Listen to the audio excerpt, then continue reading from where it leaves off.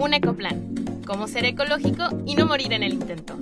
Hablamos del impacto de tus hábitos en el medio ambiente.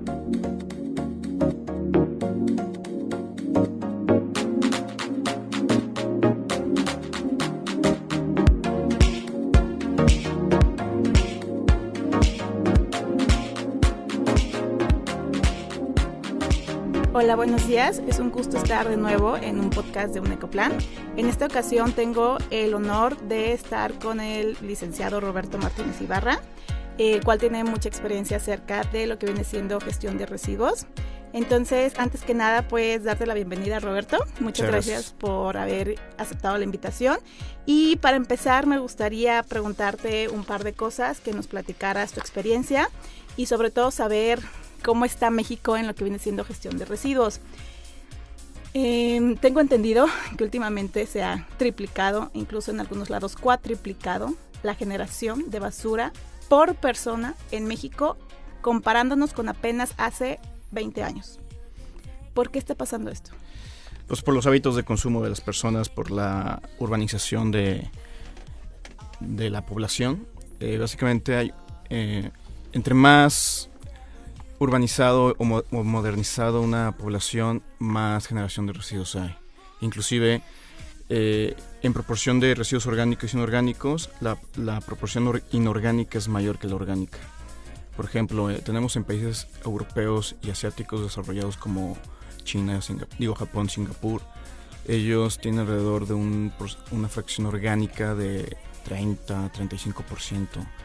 Pero si eso lo comparamos con países subdesarrollados, por ejemplo, varios países de Latinoamérica, alcanzamos arriba de 50-60% de la fracción orgánica. Sin embargo, menos generación per cápita. Esto te habla mucho de los hábitos de consumo. Sobre todo, en los países desarrollados, mucho es empaque, mucho es este tipo de artículos pues, de tecnología, de consumo, ¿no? Tal cual, o sea, de consumo rápido, cepillos de dientes, de todo ese tipo de cosas, ¿no?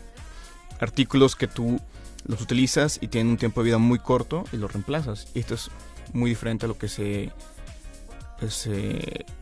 hace en poblaciones pues, más rurales, ¿no? Donde los artículos que no son tantos los artículos que se adquieren y tienen una vida útil mucho más larga, ¿no? Exacto, sí, porque por ejemplo un cepillo, sí. Todos los cepillos de dientes que nosotros hemos consumido a lo largo de nuestra vida siguen existiendo, porque la degradación de esos residuos no es de un día para otro como la cáscara de un plátano, bueno, no sé cuántos días tarde una cáscara de plátano en desaparecer. No es comparable. Ajá, pero no es comparable, precisamente. Sí. Entonces, me das un dato súper importante de que aquí es más el porcentaje de basura orgánica que, por ejemplo, en países desarrollados, porque tiene que ver mucho el desarrollo de un país con su nivel de consumo y generación de residuos inorgánicos. Sí, la economía, tal cual, la globalización, la economía y el poder adquisitivo, tal cual.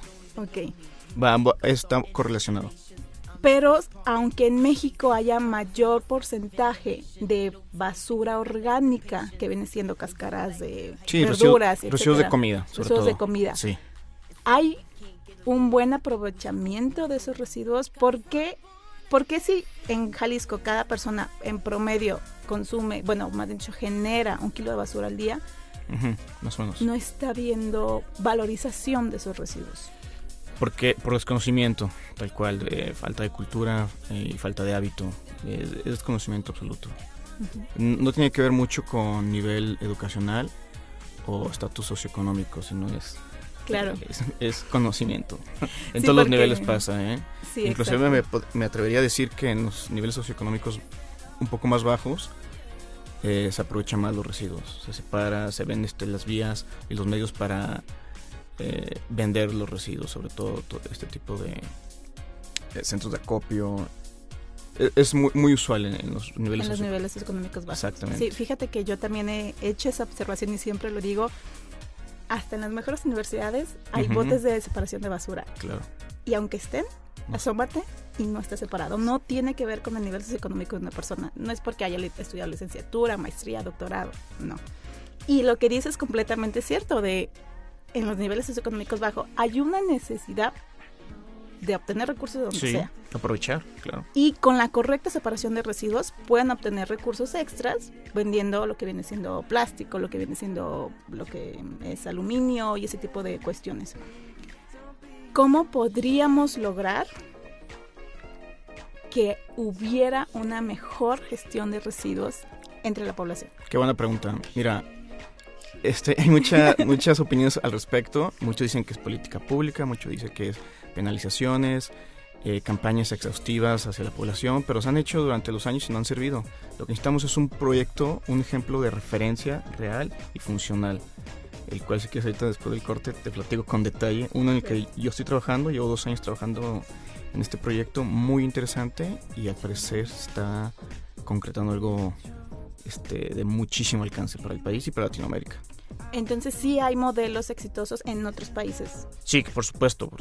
Pero no me quiero ir al típico ejemplo del modelo europeo exitoso porque es otro mundo, otro contexto, el cual siempre se ha querido replicar en Latinoamérica sin éxito alguno porque no se ha tropicalizado de la manera adecuada. Es lo que te iba a decir, pero ni siquiera tropicalizando un modelo europeo se podría generar algo. No, claro, tenemos que partir de esa base, a partir de lo que se está haciendo, cómo se está haciendo, ver mi contexto, ver mi situación, mi marco de referencia y hacer una muy buena combinación de ambos. De acuerdo. Bueno, volvemos en el siguiente bloque con la respuesta a esa interesante pregunta. Gracias, Roberto.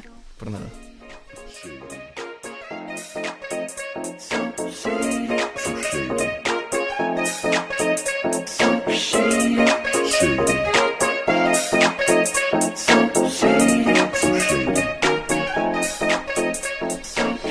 Hola, regresamos a este segundo bloque.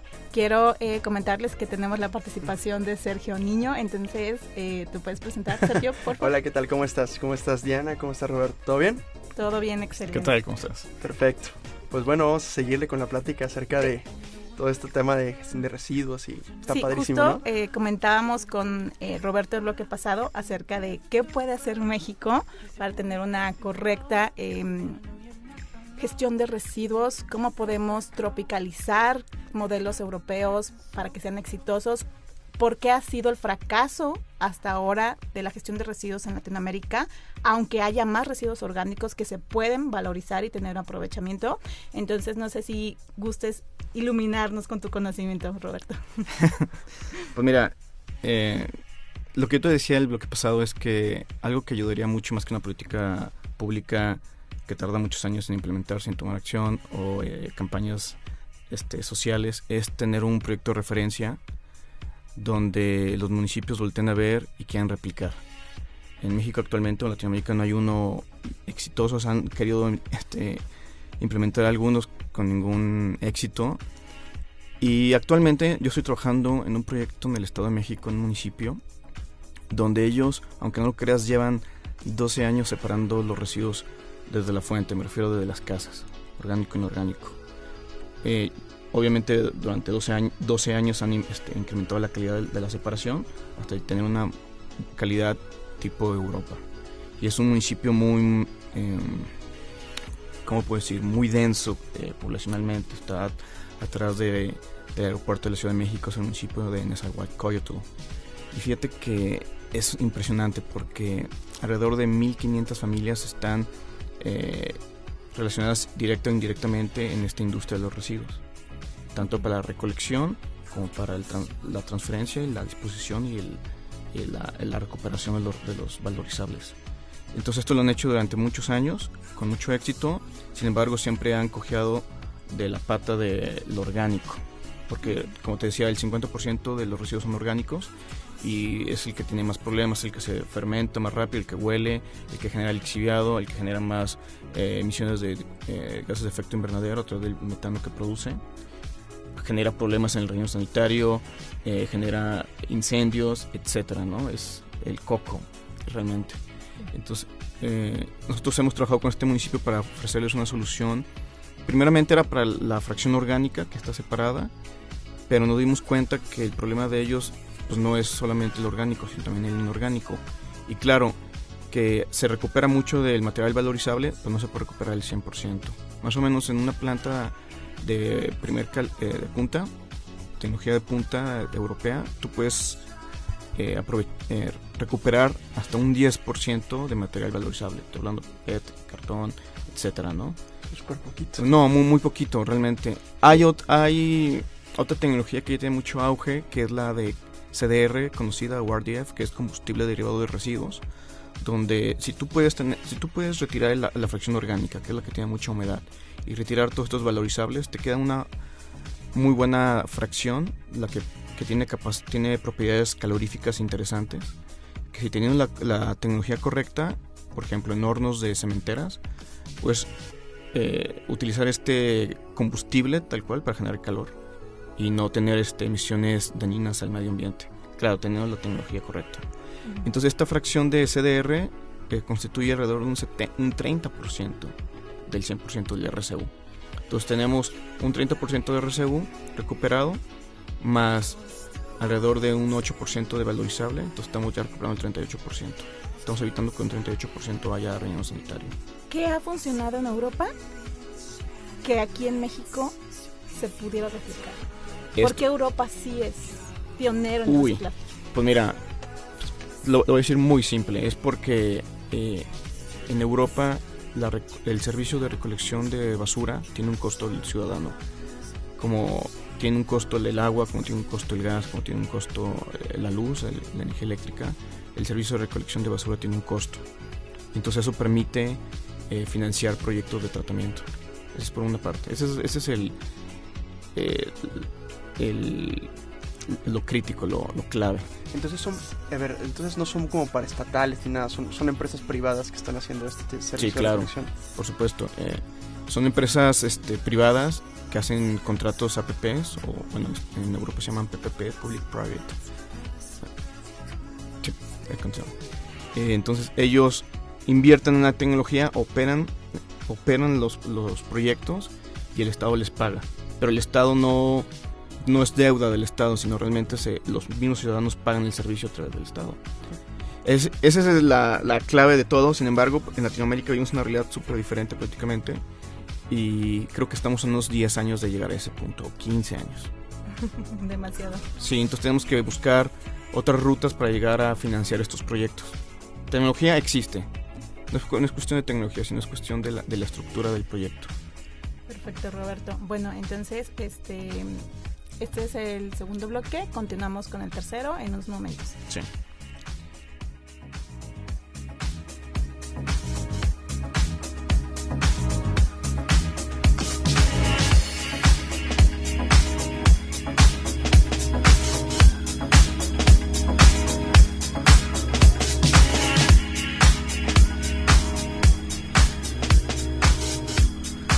Hola, ¿qué tal? ¿Cómo están? Estamos aquí de regreso en el bloque 3 de nuestro programa. Y bueno, sobre todo quería preguntarte, Roberto, acerca del tema de rellenos sanitarios. O sea, ¿qué opinas de su funcionamiento?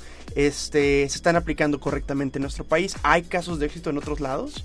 Ok, muy pocos se aplican bien en nuestro país.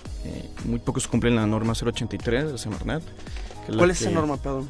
Esa norma es la que te exige tener un relleno sanitario en forma, lo que significa tener tus celdas bien controladas, con las dimensiones correctas, con los tadules correctos, con las capas necesarias, cada una con sus geomembranas. Ajá. Para evitar la infiltración de los lixiviados, tu sistema de captación del biogás y obviamente tu antorcha, por lo menos, ¿no? Para quemar el biogás.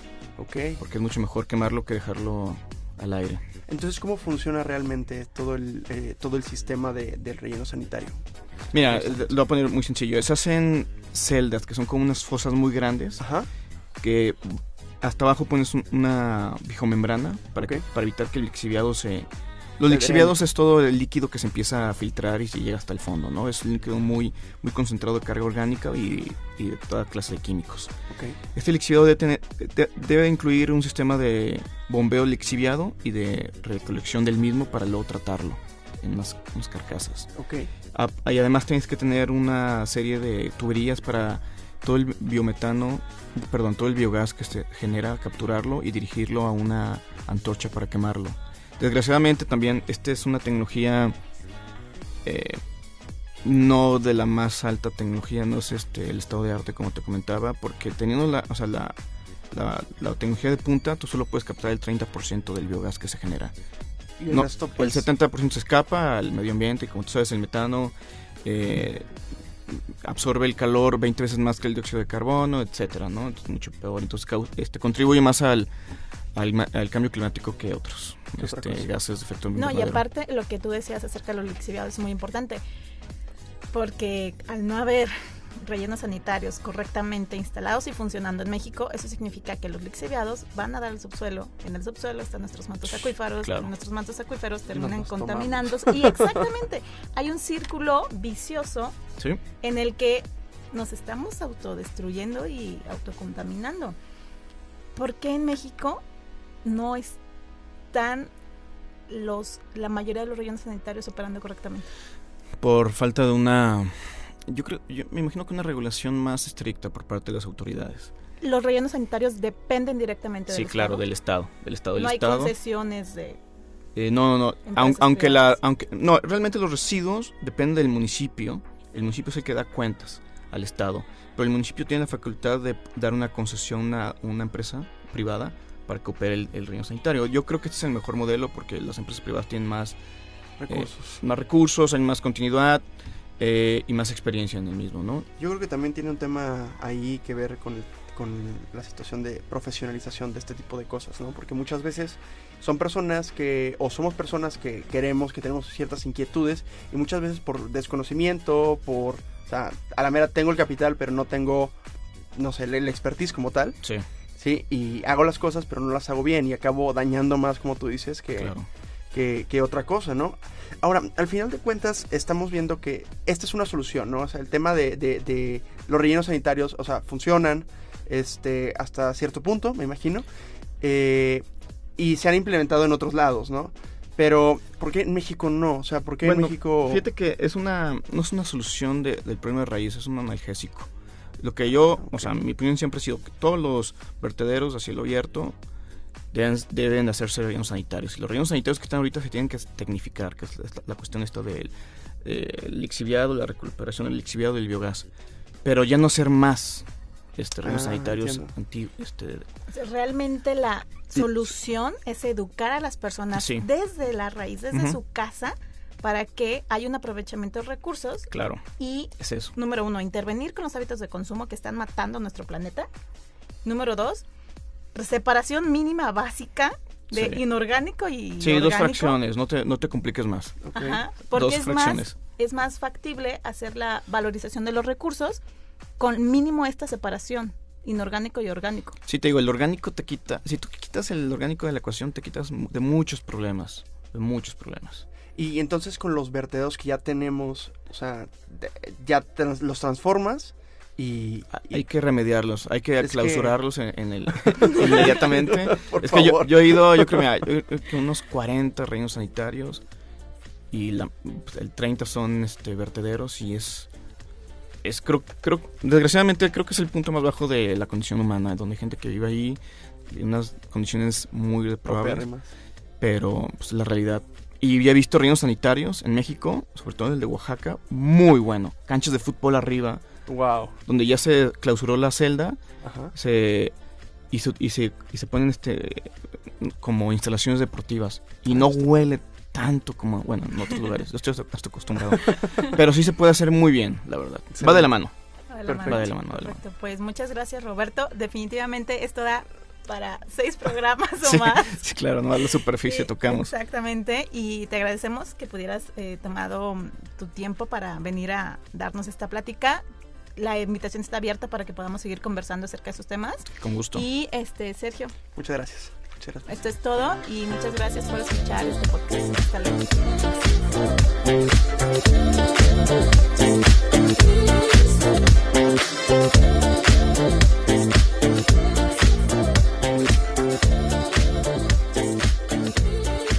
Te esperamos en el siguiente programa. Síguenos en nuestras redes.